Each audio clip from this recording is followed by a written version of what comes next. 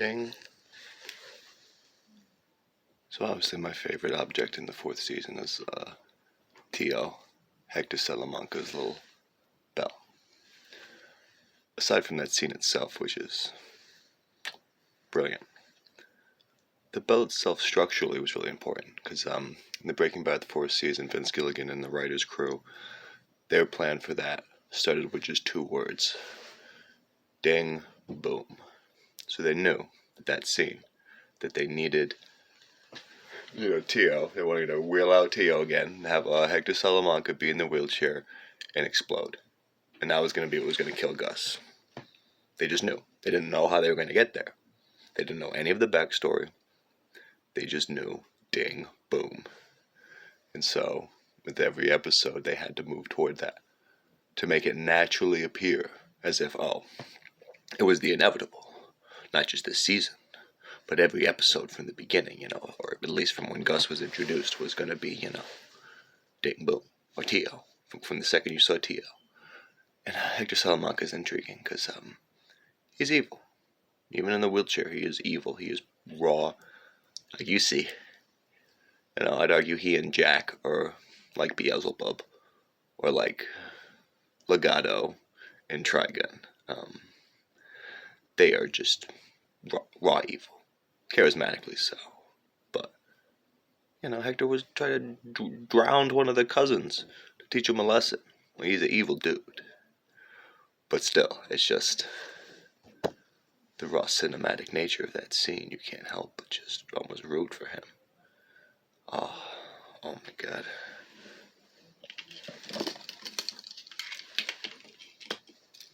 You can see it in your mind's eye.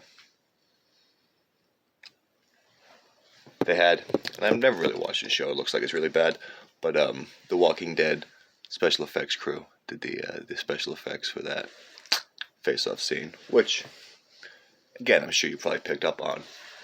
It was meant to evoke the teddy bear, the half face of the teddy bear. That's what it was. It was even like almost the suit that he wears, It's multi-layered, but if you look at it just right, it evokes the colors of the bear. Again, the cosmic carnage of Walter White, the real villain. And it's echoed later, even when Jesse's in the Nazi camp and gets beat up like half of his face. And it's, again, when you think about it, almost too clever. Yeah. The fourth season is a masterpiece. Unequivocally a masterpiece. Broke Bad, Part 4. Ding, ding, boom. Now, remember I said how Breaking Bad set up like a Shakespearean tragedy? Well, here's the rub. Usually after the third act, which, the end of the third season, when Jesse has to shoot Gale in the face, is, again, at the point of no return, no question. And again, it evokes, actually the earliest, some would argue the earliest cinema ever. Some, the stagecoach robbery, which again comes up later in the fifth season with the stagecoach robbery. Is at the very end, there's a scene. It is unrelated. It's just this, it's very fourth wall breaking. Very cowboy. And, the way it's angled. And that's what they recreate. And it's meant to put, that's why some people were confused. And they thought, is it that's showing to that Jesse is, Amy has gone away and not shooting Gale? No. What that camera is doing, again, like I said before, it's framed through objects, through a sort of wandering eye, the narrator of Breaking Bad. But at that point, what it does is it shifts. So there's no more plausible deniability. And you're right there. You're right there with Gale. You're right there looking at Jesse in the eye. And you see Jesse looking you in the eye. But he has to protect his father at all costs, His father told him to do this. God said to Abraham, kill me a son, And Lahane echoes that too. Lots of cinema. It's a beautiful shot. If you ever see that shot, I realize that's like the original cinema. Does like the original cellular. Does like the first movie. that shot. So yeah, that should have been the end. It should have been, falling action. And yeah, it is falling action, the action of the falling. But no. Breaking Bad 4th season into the 5th is, again, thermodynamics, entropy. It is more rising action. Remember how I said that human life can't just be rising action? That's insanity? Yeah. That's why the last 2 seasons of Breaking Bad are fucking pure brilliance. A bit too manic, because every other season began slow and built. 3rd season especially began very slow before, one could argue it wasn't until sunset then. But then it's just, that's why if you notice the compression of time changes.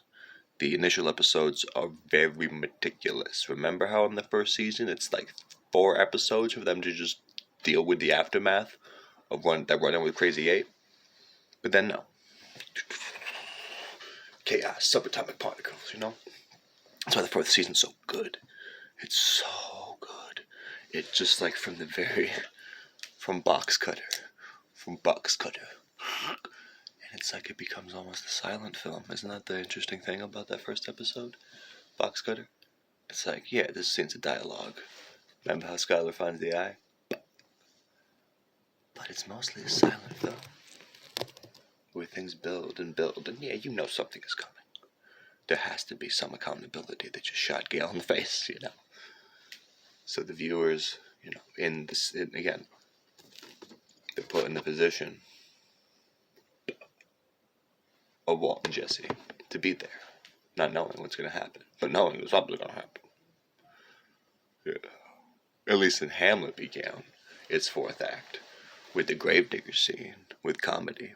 But no, not Breaking Bad. Breaking Bad's going to be, down the line they'll get funny again, but not right now. No. This is, I'm going to stay in the darkness for a bit. Let's go deep into this super lab. And then Gus just... It's fucking Gus, so something's about to go down. And he puts on the lab jacket, and bear in mind, again, the color palette. Walt and Jesse usually would wear the, yellows or whatnot. But no, Gus is putting on this almost unique maroon, blood, fucking red. Victor's throat. No one saw that coming. I mean, maybe, but... And so at that point, that's why Walter White is just in the state of mania. And the season progresses to just this... Oh, it has some brilliant moments. Has the second of the 3 episodes where Walter White does something heroic. And again, bracketed in between his worst moments. So remember the episode before Salute? This is episode 9, I believe, called Bug. Where Jesse finds out Walt's bugging him, remember? The iconic image when they get in the fight, and it begins and ends. Walter's glasses. Eckelberg. One of them pops off. I think I fucking like to collect these, or I notice these things. And if you notice in that episode, there's like a weird, like a racking focus, the way things are framed. And this is, again, the brilliance of Michael Slovis. And there's like, everything's out of perspective a little bit. But within that, Walt gets a little bit of insight. So Salute, again, one of the more immaculate episodes. I believe that's also directed by Michelle McLaren. Speaking of fucking peekaboo. So, there's, Jesse's going down to, like, become, like, the real meth kingpin, remember that scene? Where he's like, asshole. And Walt's just left kind of by himself reflecting. And, he was in that spot, a little, like, boogaloo he had for himself that was just for him to pretend and live his lie. And he's just bruised and beat up. He doesn't want anyone to see him, trust me. But his son's there. Walt Jr. shows up. And again, Walt kind of has to acquiesce because he has no other choice. No, he's not gonna, he lies to his son still, but he's not gonna fucking keep hiding from his son. He, if anything, chooses at that point. And this is the best scene with Walt Jr., who was, in my opinion, otherwise a very squandered character. Bitch. I'm sorry. It's not my fault. The show exploits him. I'm sorry. RJ Mitty became a better actor. And this is a great scene where they're just father-son talk. It's the only real actual bonding moment they have that isn't like covered with some kind of mask. And then Walt, at his most vulnerable, like Walt never talks about his past really. Like he'll talk about the bitter things of the past, like Elliot, Gretchen, like or himself. But he'll never, seldom ever talk about somebody else in the past unless it's like disparagingly. But he talks about his father. He talks about his father. He almost breaks down about, and then you understand, you see why, that origin point, why Walter was such a fucking prick and the own villain. And he chooses, again, agape, to give his son this kindness, to maybe be like, okay, if my son knows, I'm gonna let my son see me now. I'm not gonna let him know why I'm fucking bruised and battered, but I'm gonna let him see me at my most weak and vulnerable. That's why he's like, he's not in his fucking, And it's beautiful, it's magical. That's because his surrogate son Jesse's off. But then it's like, oh wait, the next episode you fucking poison a fucking kid. So, But, so he's again, that's when he becomes a supervillain. And when Jesse just gets manipulated, really. Jesse goes through fucking raw hell. That beginning, like when he's just partying. But then like he builds it again. Sisyphus. Orpheus. Ulysses. He builds himself back up, through the help of and becomes, a hero. But then, at the end, bad guys don't look at explosions when him and Walt are walking away. No, they are not. That looks cool, but that's a lie.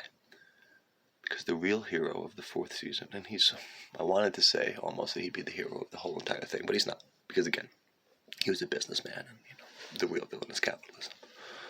But the hero of the 4th season is Gus Fring. No question. Oh my god. He's amazing. He's the real father figure that Jesse needed. And Gus Fring is a homosexual man. Remember the episode of Hermanos, his origin point, his partner? Like, Pollos Hermanos, the chicken brothers. This is the brother, his hermanos. But when you see it, it's clear that they're gay lovers. They're gay lovers from Chile who cannot be open in Mexico, where there's a lot of machismo. Or they cannot be open in the United States, where there's a lot of white supremacist, white racist fucking homophobia. So Gus is a gay man. Like the whole time, he's a gay man. Even after he dies, if you remember the first episode of the 5th season, they're like looking through his old shit, and there's like a framed photo of him and his fucking lover, the dude who died, and they're like almost looking like they're arm in arm. Like, Gus is gay. He's constantly the other. He's from Chile, and like his background is, and again, I haven't really seen much of the Better Call Saul that gets into him. Like, I almost kind of don't want to know, but it looks like he was like a junta leader in Chile. A real powerful, real smart dude, real tactful. But then what he becomes the Charles Bronson in Once Upon a Time in the West, harmonica. That's who he is. So you don't even know the whole time. And that's the great brilliance of the way the show is written. In the 2nd episode, you see a little bit of it.